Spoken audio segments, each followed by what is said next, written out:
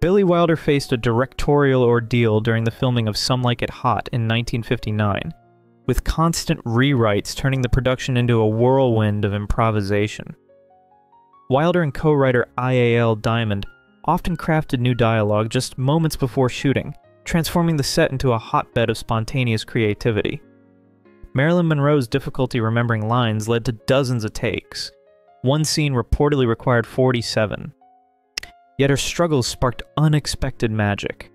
Tony Curtis and Jack Lemmon, seasoned pros, often improvised in response, creating some of the film's most memorable comedic moments.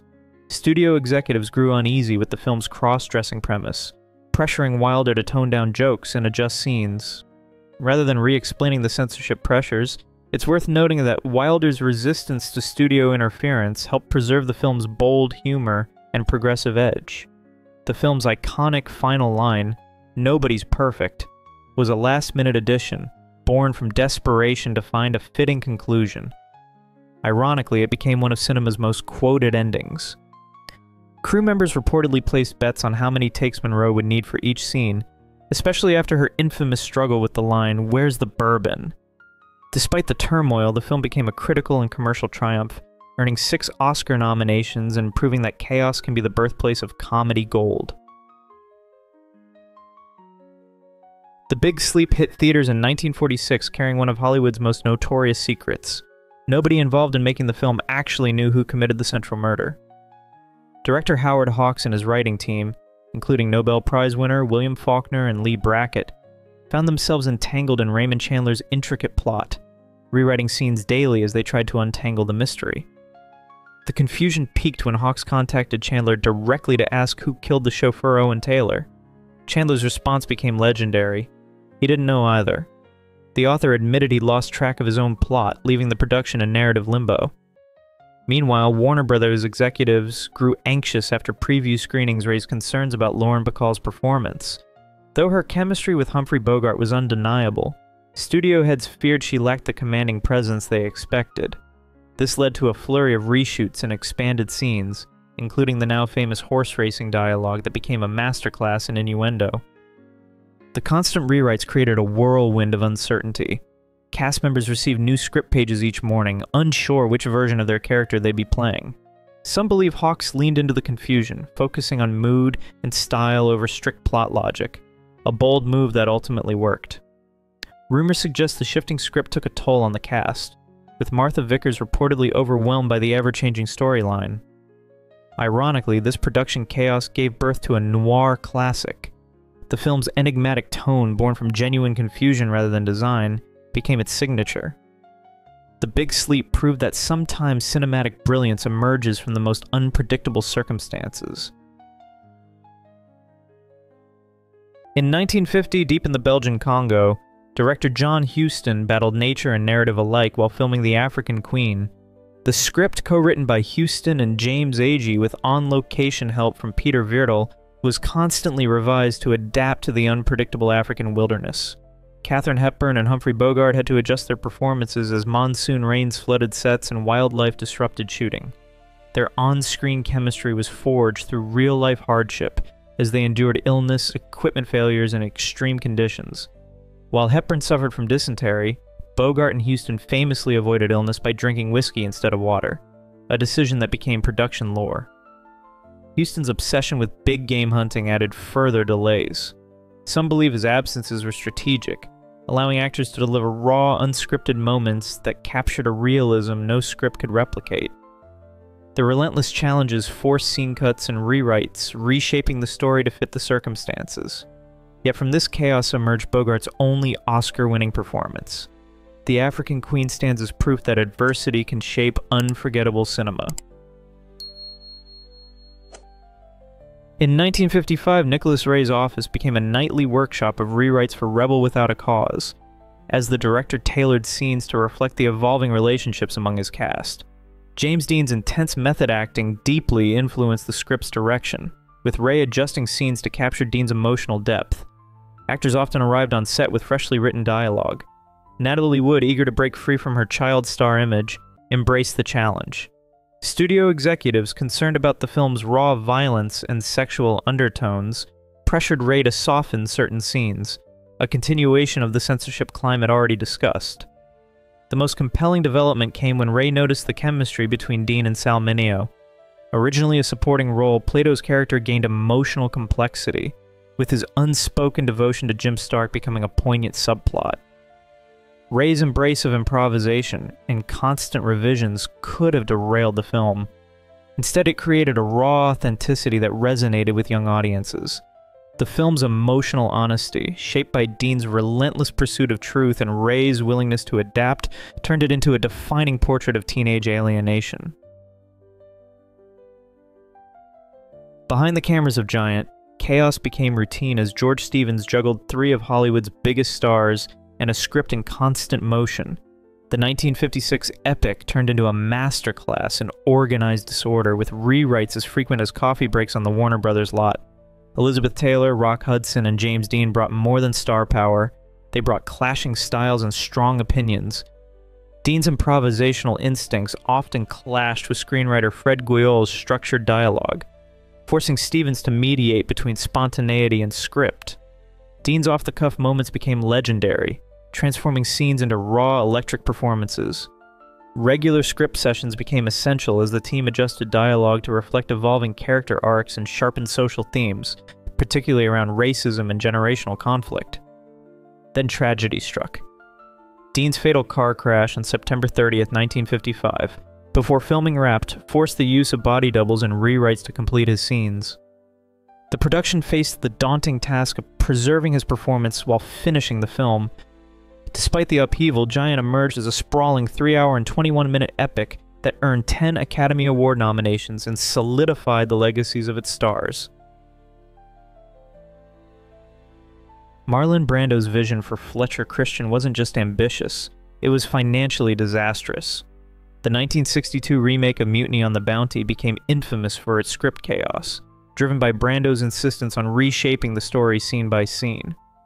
Filming began with a solid script, but Brando demanded constant revisions to reflect his evolving interpretation of the character.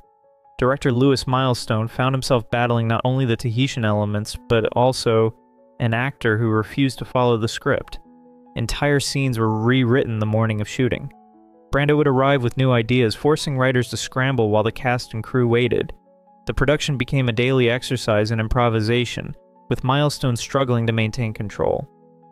MGM executives, alarmed by the ballooning budget, eventually exceeding $18 million, flew in multiple writers mid-production. Each brought different ideas, resulting in a patchwork narrative that satisfied no one. Some speculate Brando's rewrites were less about artistry and more about sabotaging the production to escape his contract. Whatever the motive, the chaos led to a confused final product that critics blamed on its disjointed script. Mutiny on the Bounty became a cautionary tale about rewriting history literally on location. William Wyler's Ben-Hur, released in 1959, became a case study in high-stakes filmmaking. Frequent script revisions turned the epic into a logistical and creative challenge, but the gamble paid off. Wyler's perfectionism led to constant adjustments, especially in scenes between Judah Ben-Hur and Masala. Gore Vidal's suggestion that the characters shared a romantic past added a layer of subtext.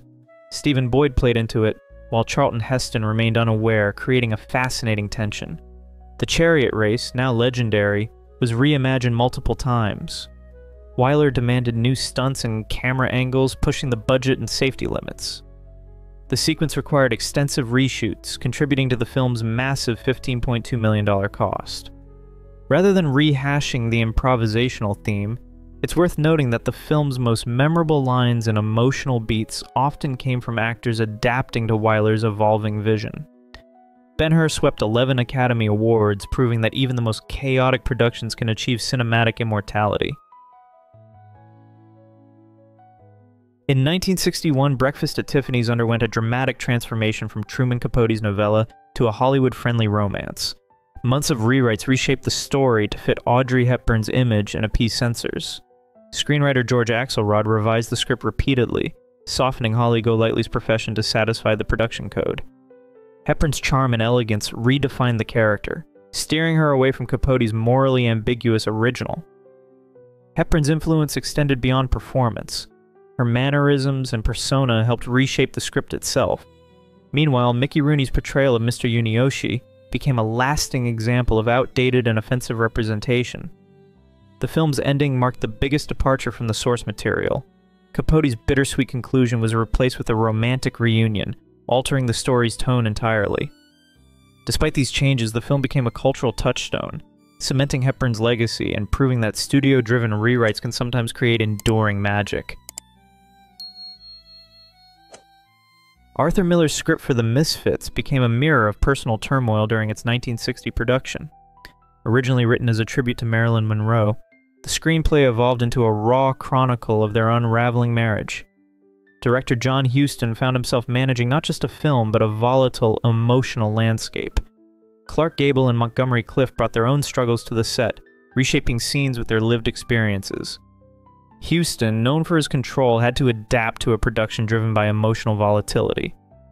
Monroe's health issues and substance-related challenges disrupted filming. Each day began with new script pages tailored to her condition and availability. Miller poured his heartbreak into the dialogue, creating moments of piercing authenticity. Some of the film's most powerful scenes emerged from these late-night rewrites. Gable's death 12 days after filming wrapped, followed by Monroe's own tragic decline, gave the film a haunting legacy.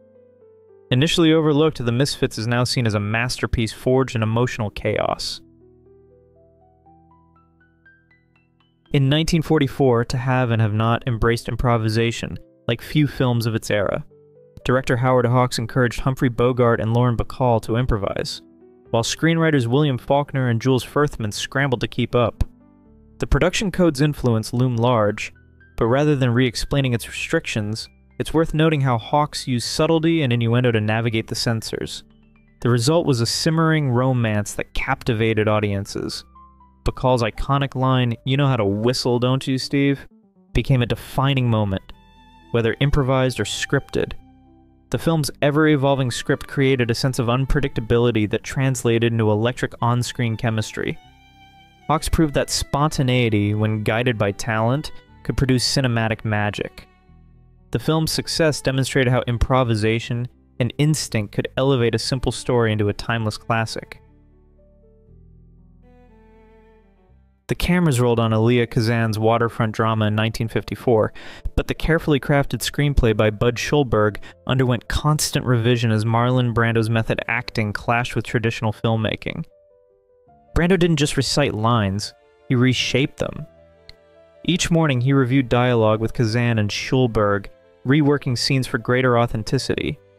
Co-stars like Eva Marie Saint and Carl Malden had to adapt to Brando's unpredictable delivery, resulting in emotionally charged performances. The film's most iconic moment, Terry Malloy's "I Could Have Been a Contender" speech, was refined through multiple rewrites and rehearsals. The trio collaborated to transform standard dialogue into something deeply human. While studio executives expressed concern over the film's portrayal of union corruption, the creative team largely preserved their vision. Some political edges may have been softened, but the core message remained. The result? 8 Academy Awards, including Best Actor for Brando. On the Waterfront proved that controlled creative tension could yield cinematic brilliance. Hollywood's most beloved romance nearly unraveled during production. When Casablanca began filming in May 1942, the cast and crew faced a major hurdle. The script was unfinished. Writers Julius and Philip Epstein, along with Howard Koch, delivered new pages daily. Humphrey Bogart often received fresh dialogue hours before shooting, while Ingrid Bergman remained unsure of her character's final choice until the last week. The now iconic line, "Here's looking at you, kid," was reportedly improvised by Bogart, inspired by his off-screen rapport with Bergman. Writers quickly incorporated it into the script. Studio executives grew anxious over the film's political themes. With World War II ongoing, Rick's motivations had to be crystal clear. Writers scrambled to refine his arc, even as scenes were being filmed. Some scenes were reportedly shot with alternate endings, giving editors flexibility. Despite the chaos, Casablanca won 3 Academy Awards and became one of cinema's most enduring romances. Hollywood's golden age birthed countless chaotic productions, but few matched the behind-the-scenes disorder of It Happened One Night during its 1934 shoot. Frank Capra juggled two reluctant stars, a script in flux, and skeptical studio executives.